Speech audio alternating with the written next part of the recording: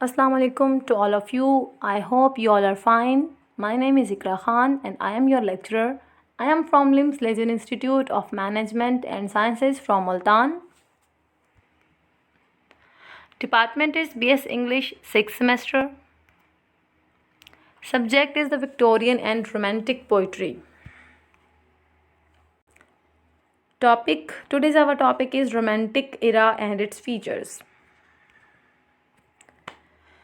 जी, जैसे कि स्टूडेंट्स आप लोगों को बताया है कि आज का हमारा टॉपिक है रोमांटिक एरा यानी रोमांटिक पीरियड और इसके फीचर्स यानी जो इसमें हम डिस्कस करेंगे इसकी फर्दर डिटेल। तो आज हम उसको चीज़ों को जो है वो अच्छी तरह से डिस्कस करेंगे।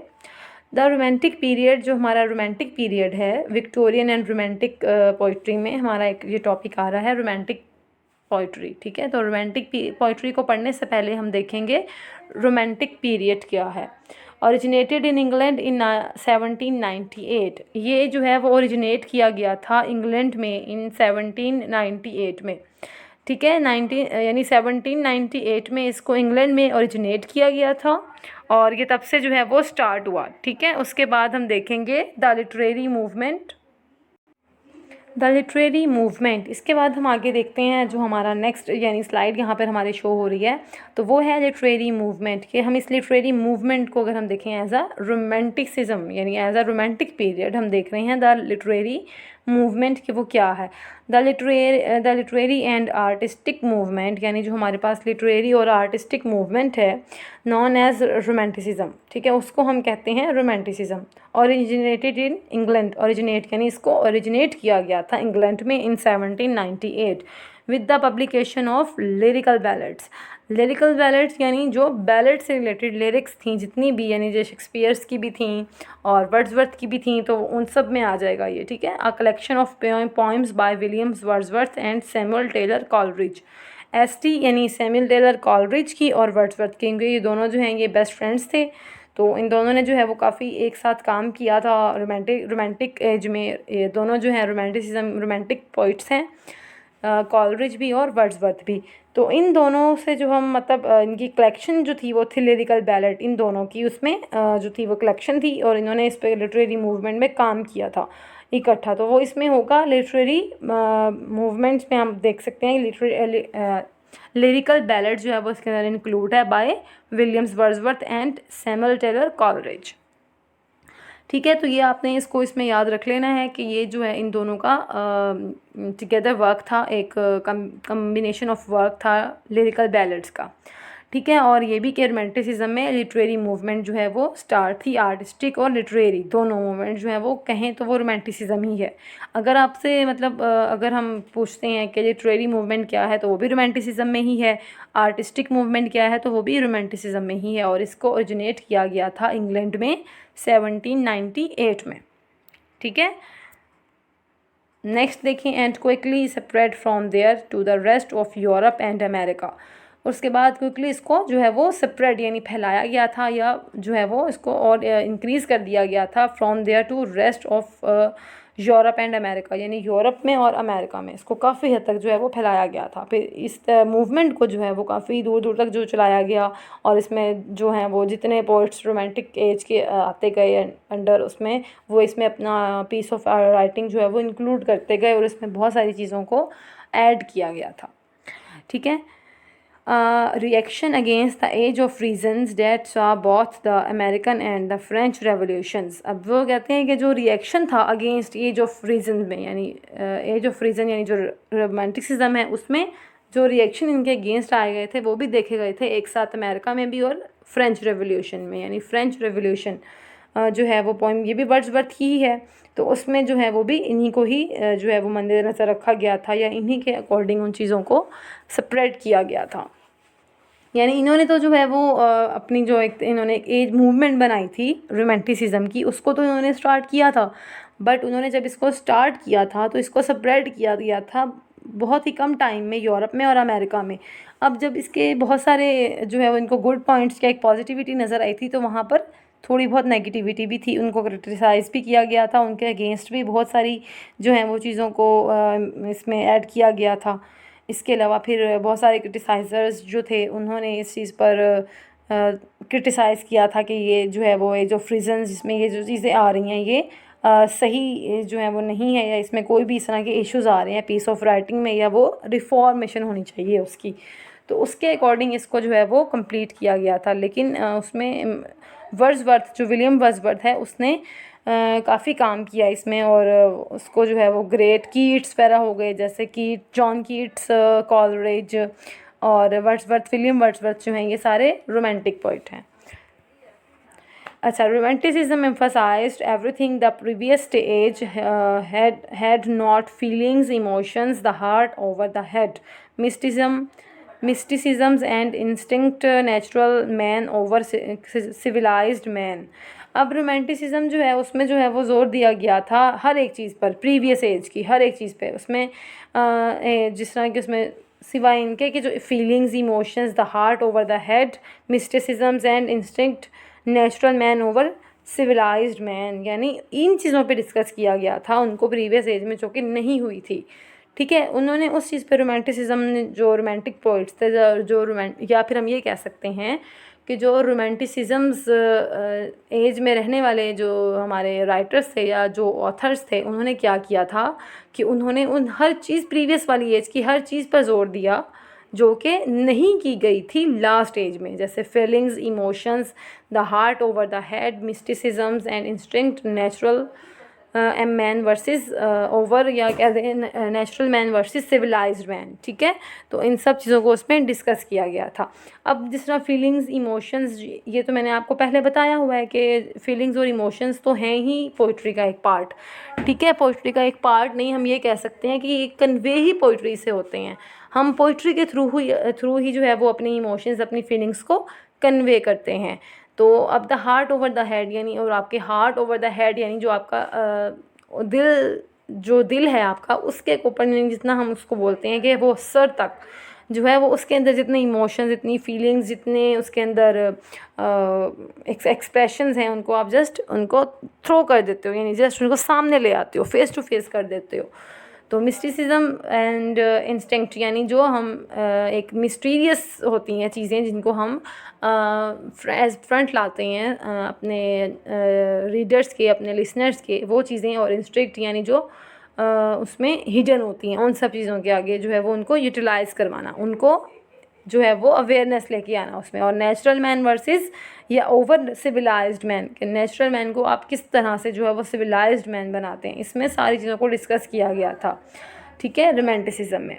उसके बाद आ रहा है natural places, the Wilder the better became focal points for paintings and poems, the supernatural gained a new credibility and the human heart took president overall, took precedence overall. ठीक है, यानी इन सब चीज़ों के ऊपर जो है वो एक नेचुरल प्लेसेस बनाए गए, उनको बताया गया कि ये पॉइंट्स हैं, इनको डिस्कस करना है पेंटिंग के थ्रू, पॉइम्स के थ्रू, इन सब पॉइंट्स के थ्रू जो है वो ह्यूमन हार्ट को जो है वो रिप्रेजेंट किया गया और इमोशंस को एक्सप्रेस किया गया। अच्छा, अब जब उन्होंने ये सब चीज़ें इसमें ऐड की और दिखाई कि ये सब चीज़ें जो हैं वो पोएम्स के थ्रू ही जो है वो, पेंटिंग्स के थ्रू जो हैं वो हम एक्सप्रेस करेंगे या प्रेजेंट करेंगे अपनी इमोशंस को, अपनी फीलिंग्स को। समटाइम अगर हम कोई पेंटिंग देख रहे होते हैं तो हमें उसमें नज़र आ रहा होता है एक हिडन मैसेज। ऐसे होता है जैसे अगर हम मोनालिसा की पिक देखते हैं, उसमें जो थी पिकासो की थी। अच्छा, उसमें क्या था कि उसमें जिस एंगल से भी आप देख रहे हैं तो वो ऐसे ही लगता था कि वो आपको ही जो है वो देख रही है। वो पिक्चर, वो पेंटिंग इस तरह से बनाई गई थी, इस तरह से डिज़ाइन की गई थी। अब इसके अलावा और बहुत सारी आर्ट गैलरीज़ में अगर हम देखें या हम अपने इर्द गिर्द कहीं पर भी कोई ऐसी पेंटिंग देखें जिसमें हमें वाकई पता चल रहा हो कि कोई राइटर का हिडन मैसेज है इसमें, या वो कोई ब्यूटी या वो नेचुरलिज्म को जो है या वो रोमांटिसिज्म को इसमें एक्सप्लेन कर रहा है या उसमें रिप्रेजेंट कर रहा है, या फिर हम ये भी कह सकते हैं कि उसमें उसके इमोशंस को, उसकी फीलिंग्स को एक्सप्रेस किया गया है। ठीक है, यानी इन पोइम्स के ज़रिए, इन पेंटिंग्स के ज़रिए, इस आर्ट के ज़रिए जो राइटर्स या ऑथर्स हैं या जितने भी पोइट्स हैं वो अपनी फीलिंग्स को, अपने इमोशंस को, अपने थॉट्स को और अपने मैसेजेस को कन्वे करते हैं हम तक। ठीक है, रिप्रेजेंट कर रहे होते हैं वो इन चीज़ों के थ्रू, और पेंटिंग के थ्रू भी होता है और पोइम्स के थ्रू भी। ये सब चीज़ें नेचुरल प्लेसेस में, यानी इसमें बेटर जो है वो पॉइंट्स में ऐड की गई थी रोमांटिसिज्म के, कि उन चीज़ों को जो है वो ऐड किया जाएगा रोमांटिसिज्म में।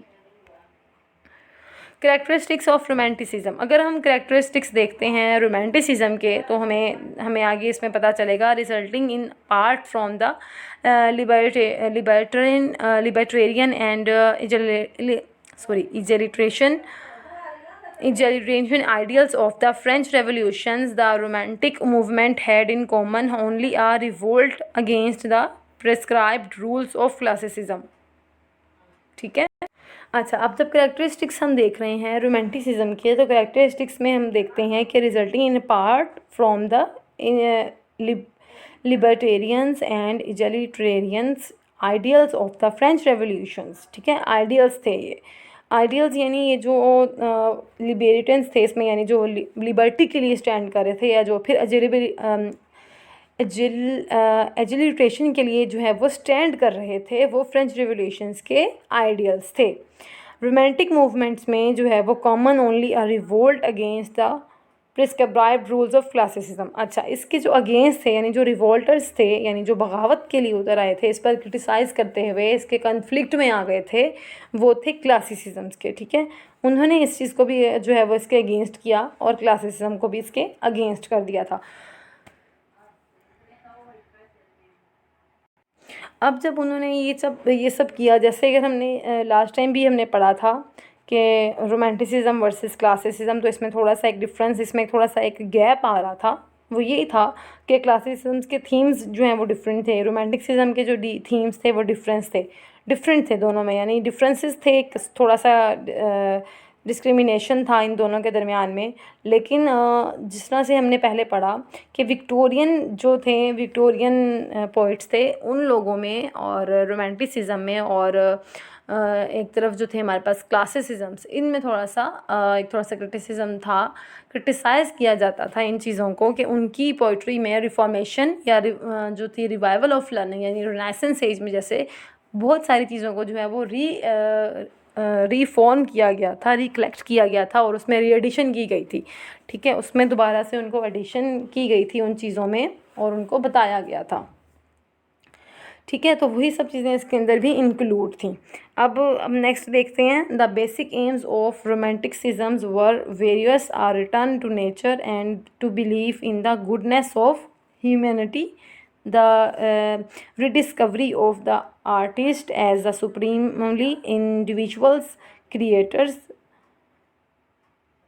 अब क्रिएटर्स में देखें, the developments of nationalistic pride. ठीक है, ये सब चीज़ें आ रही हैं। अब उन्होंने कहा कि बेसिक्स एम्स क्या थे रोमांटिसिज्म के, यानी उनके बेसिक बुनियादी जो उनके मकसद था, एक बुनियादी मकसद था उन सब का, वो ये था कि इन सब चीज़ों को, यानी इनकी जो कलेक्शन थी, अ रिटर्न टू नेचर, कि नेचर की तरफ सबको रिटर्न वापस लेके आना, and to believe in the goodness, और खुद जो है वो खुदाओं पे यानी यकीन करवाना, उनके बनाने वाले पे, यानी खुदा पे, गॉडनेस। ठीक है, गुडनेस यानी उनके बनाने वालों पे जो है वो बिलीफ रखना, उनकी अच्छाइयों पर यकीन रखना, ईमान रखना, यानी उनके गॉड की तरफ उनको वापस लेके आना, नेचुरल की तरफ इम्प्रेस करवाना। Return to the nature and to believe in the goodness of humanity. अच्छा, एक तो ये था सबसे पहले कि नेचर की तरफ लेके आना, जहाँ पे वो अपने आइडेंटिफाई कर सकें अपने गॉड को, और उनको जो है वो उसकी तरफ आ सकें, रिटर्न हो सके। ठीक है, उसके बाद था belief of the goodness of humanity. अब इंसानियत की अच्छाइयों पर ईमान रखना। ठीक है, उनको इस चीज़ के, उनके दिल को जो है वो एक तरह से कहना कि रिप्रेजेंट करवाना कि वो ये काम करें, और जो है वो उनके जितने भी उनकी गुडनेसेस हैं वो उनको शो करें ह्यूमैनिटी में। ठीक है, the discovery of the artist as a supremely individual creator, और हर एक जो था जिसने डिस्कवरी की थी, हर एक आर्टिस्ट को जो है वो रीडिस्कवर करना as the supremely individual creator, के उसने वो खुद ही जो है वो सुप्रीमली ओवरऑल अगर हम देखें as a greater individual creator है वो खुद। ठीक है, उसको उसी के नेम से, उसी की वजह से, उसी के पॉइंट ऑफ व्यू से जो है वो उसको रीडिस्कवर करवाना। ठीक है, the development of nationalistic pride और डेवलप करवाना ओवरऑल नेशनलिस्टिक प्राइड, यानी पूरे कौम का जो है वो सर फ़ख्र से बुलंद करवाना। इसमें अब देखें इंडिविजुअल एक नहीं है, इसमें सोलो नहीं है, कोई भी सिंगल नहीं आ रहा, इसमें इंडिविजुअल नहीं है, इसमें ग्रुप है। ओवरऑल ग्रुप भी नहीं, बल्कि हम ये कह सकते हैं कि इसमें एक ओवरऑल एक पूरी कौम जो है वो है। ठीक है, अगर एक अब जैसे एक राइटर है, वो काम कर रहा है और वो कुछ अच्छा काम कर रहा है, तो उसके नाम के साथ साथ उसकी नेशन, उसके कंट्री का नेम होगा। ठीक है, इसी तरह से अगर हम देखते हैं कि ओवरऑल जितने राइटर्स हैं, जितने आर्टिस्ट हैं, जितने पोइट्स हैं, नॉवलिस्ट हैं, ड्रामाटिस्ट हैं, वो जब भी कोई चीज़ बता रहे हैं तो हमें पता चलता है कि वो अपने ही कौम को रिप्रेजेंट कर रहे होते हैं, अपनी नेशन को, इसके साथ साथ अपनी कंट्री को वो अपनी प्रमोट कर रहे होते हैं एक तरह से। ठीक है, अच्छी चीज़ राइट करते हैं।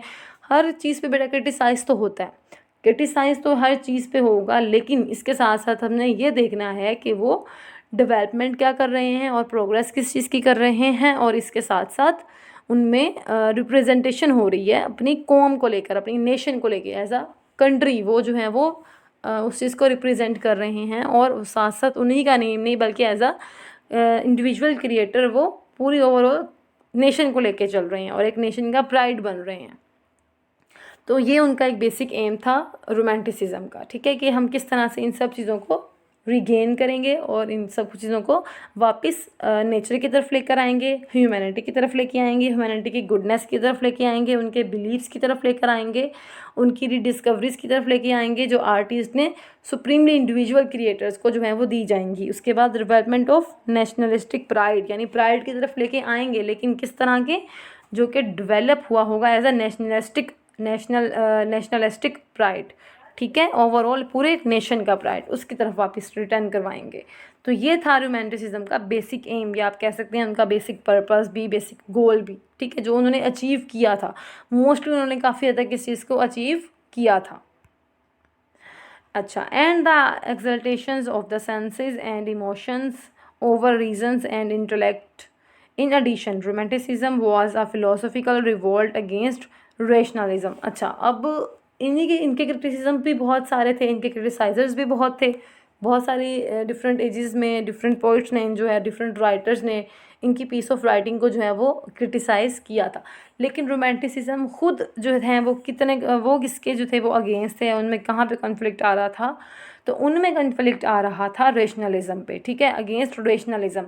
अब उनका कॉन्फ्लिक्ट आ रहा है, यानी जो उनके रिवोल्ट हैं वो हैं अगेंस्ट रेशनलिज्म। वो किसके रिवोल्ट थे, यानी वो किसके बागी थे, बगावत वो किस चीज़ की कर रहे थे, वो अगेंस्ट थे रेशनलिज्म की, यानी जिसमें रेशो थी, यानी जिसमें एक रेशनलिज्म में एक रेशो थी, एक पूरी वो स्ट्रेंथ हम कह सकते हैं कि जो एक ही चीज़ को फॉलो कर रही है। तो उनको इनके उनके जो है वो अगेंस्ट थे। ठीक है, अच्छा, अब क्या था इसमें स्टार्टिंग में जो हमने पढ़ा था वो ये था कि इमोशंस जो हैं वो उनके ओवर रीजंस, यानी इमोशंस से ज़्यादा, इमोशंस जो हैं वो उनके रीजन पे ज़्यादा बेस कर रहे होते हैं, सेंसेस एंड इमोशंस। ठीक है, वो ओवर रीजंस, यानी उनके रीजंस और उनकी इंटेलेक्ट से ज़्यादा बेस कर रहे हैं, या वो ज़्यादा मैटर कर रहे हैं, वो हैं उनके सेंसेस और उनके इमोशंस रोमांटिसिज्म के। इसमें बात हो रही है कि रोमांटिसिज्म जो थे वो अपने सेंसेस और अपने इमोशंस को प्रेफर करते थे, या उसको तरजीह देते थे किस पर, रीजंस पे और इंटेलेक्ट पे। वो रीजंस को नहीं देखते थे, वो इंटेलेक्ट्स को नहीं देखते थे, वो देखते थे इमोशंस को और सेंसेस को। जिससे वर्ड्सवर्थ है, अब वर्ड्सवर्थ की मैं आपको एग्जांपल दूं तो वर्ड्सवर्थ ने हमने अब इसको पोइट्री में पढ़ना भी है, रोमांटिक और विक्टोरियन एज के पोइट्स पढ़ने हैं, तो रोमांटिक एज का जो पोइट है वो है वर्ड्सवर्थ। ठीक है, अब वर्ड्सवर्थ जो है वो फादर ऑफ नेचर। ठीक है, नेचर यानी उसे कुदरत से, उसे नेचर से बहुत ज़्यादा लगाव था, बहुत ज़्यादा प्यार था, तो वो उन चीज़ों के ऊपर डिस्कस किया करता था, अक्सर उन चीज़ों को पढ़ता था, उन चीज़ों के बारे में लिखता था, उनको महसूस करता था, उनकी ब्यूटी को। तो वो कहता था कि रीजंस कुछ नहीं होता इसमें, जो है वो इंटेलेक्ट्स कुछ नहीं होते, जस्ट इमोशन होते हैं और सेंसेस होते हैं। अच्छा, अब इसी की थ्योरी थी वर्ड्सवर्थ की पैंथेइस्टिक फ़िलॉसफी वाली। उसने बोला कि खुदा जो है वो हर जगह मौजूद है, चाहे वो लिविंग थिंग्स हो चाहे वो नॉन लिविंग थिंग्स हो, यानी God is present is everywhere, living and non living things. अब पैंथेइस्टिक फ़िलॉसफी जब इस वर्ड्सवर्थ की थी तो इसने इस चीज़ों पे इसने एडमायर किया, इसने नेचर को बहुत ज़्यादा एडमायर किया, इसने हर एक चीज़ की खूबसूरती को जो है वो राइटिंग पीसेस में जो है वो लिख दिया। ठीक है, उसने बताया, उसने उसकी डीप स्टडी की हर एक चीज़ की। इवन वो कोई डैफोडिल्स अगर हम देख लें, अगर हम कोई जैसे रीपर, सॉलिटरी रीपर है कटाई करती हुई, फ्रेंच रेवोल्यूशंस हैं, इसके अलावा लूसी पॉइम्स देख लें, लूसी ग्रे देख लें, ठीक है, गॉड इज और स्मॉल थिंग्स टू एडमायर, इस तरह की जितनी चीज़ें हैं जो हैं वो हम देखें तो वो सब में हमें नज़र आता है कि किस तरह से इसने हर चीज़ को प्रमोट किया था, ठीक है। और अब उसमें रोमांटिसिज्म का जो एक बेसिक पॉइंट था वो यही था कि वो सेंसेस और इमोशंस को जो है वो प्रेफर करते थे ओवर रीजंस एंड इंटेलेक्ट। तो वही बात इसमें की जा रही है और वो अगेंस्ट थे रेशनलिज्म के। थैंक्स, आई होप आपने इसको अंडरस्टैंड किया होगा। इंशाल्लाह नेक्स्ट लेक्चर जो है वो नेक्स्ट इन्फॉर्मेशन के साथ, तब तक अल्लाह हाफिज़।